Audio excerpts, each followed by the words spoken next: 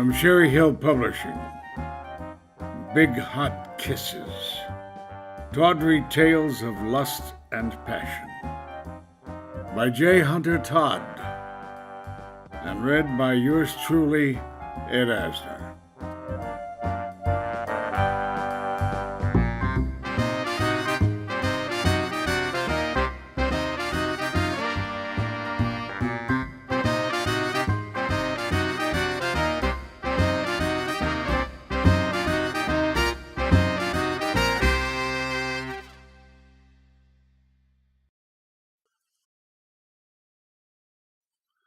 Okay, we all want love or a facsimile.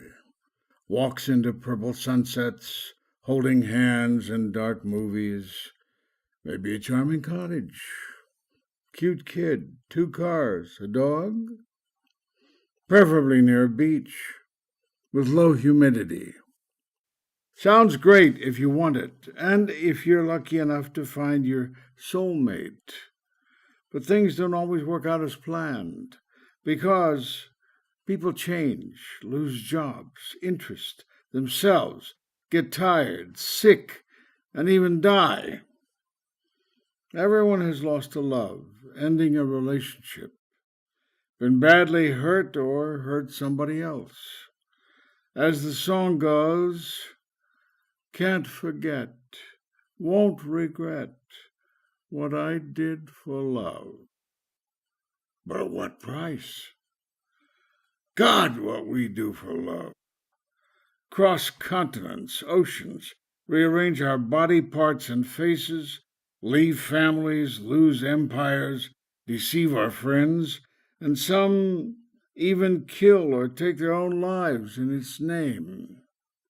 When we call it love, no one can reason with us, even if we're careening headlong into self-destruction. Psychologists' offices are bursting with people crying their hearts out in the name of love. If friends, doctors, family, strangers, or even priests could cure the disease, there would be, for example, no opera. Don Jose pursued painted hussy, Carmen, only to be betrayed and wound up in the slammer for her murder. Let's suppose instead he had a loving family, was in therapy, stayed with his boring, dependable girlfriend, and married her. Would we have gone to see that show? Would those beloved country western bars ever serve another bud to regulars without songs like "Help Me Make It Through the Night"? With the very pretty and popular, usually perky Katy Perry or Taylor Swift sell one more ticket if they didn't also sing, share, and pine about the heartbreak of one or several eclectic lost loves. In movies, songs, books, the news, the internet, Twitter, and those midnight phone calls at some point, we all make and receive everywhere. We are confronted with that universal experience, the search for and loss of love. Let's take a look at some of our favorite historic love stories that are eternally popular and fascinating. Did they have a lot of laughs? Did friends and family support them? Doubtful. The lovely Madame Butterfly. She had everything going for her. Nice set, great costumes, perfect hair, and one hell of a voice. And what does she do? She lets a married foreign sailor into the house, and so forth. And look what happens. The son of a bitch goes back to his ship, and she gets a prop baby we never see and makes her nuts. And instead of changing her outfit, there's surely another one backstage. Joining a woman's group or seeing a psychopharmacologist to get her act together. No. The crazy broad sings her heart out in Italian and then flings herself on a samurai sword that just happens to be lying around the house. Oh, please. We're the first ones in line for tickets. How about Wuthering Heights? At least Kathy had the good sense to see that gorgeous Heathcliff was potentially a problem. He never washed or combed his hair. He was surly, suspicious, undependable, and behaved like a spoiled brat. He threw chairs around and was very destructive. So she got smart and married a lots of old money, soft-spoken guy with regular hours who was neat as a pin. She had it made. So what happens? Heathcliff, the headstrong bum, comes back to town, and she can't run fast enough to meet him on those craggy moors in inclement weather. In heels, the tramp. Then Heathcliff, swine that he is, marries her husband's sister, and Kathy gets so crazed she forgets to close the window at bedtime, gets bronchitis, and starts to die. And who does she want in her final moments? Not the nice, neat guy. No, no. That handsome, thoughtless slob, Heathcliff. And even dead, she still lacks self-respect. She lurks on windowsills during storms, waiting for him to come out, with no raincoat, to join her on those blasted rocks, which, of course, are the only way to the stairway to heaven.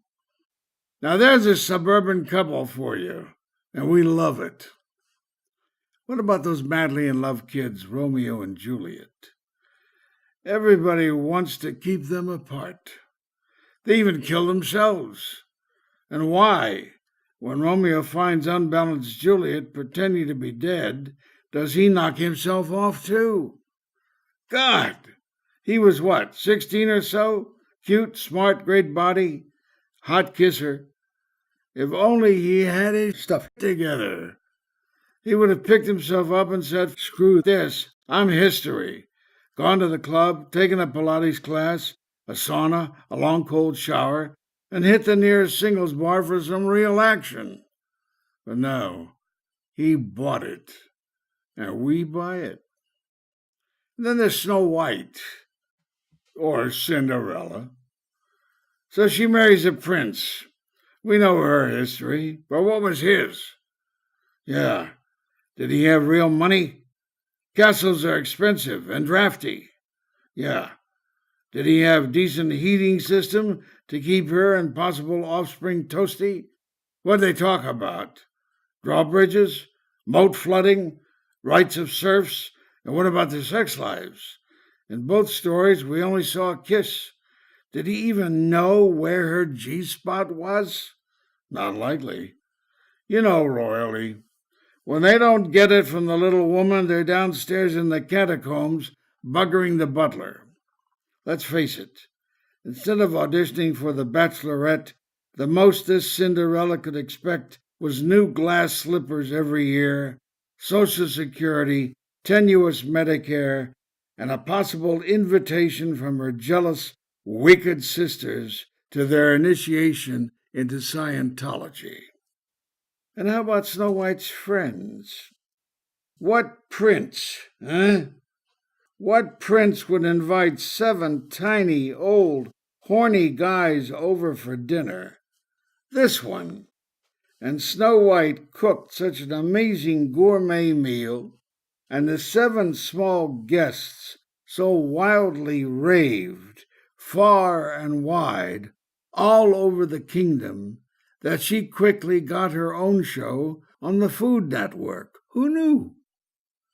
Happy endings are few and far between.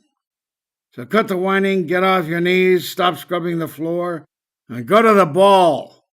You simply never know. On the chance that you are lucky enough to have a happy ending, cherish it.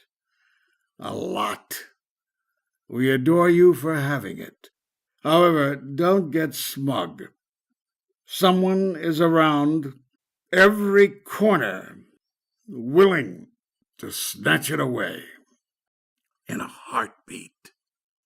So come on a journey through some everyday love stories. And let's take a look at what we, your sister, a friend, a neighbor, your offspring, or even possibly what you did for love.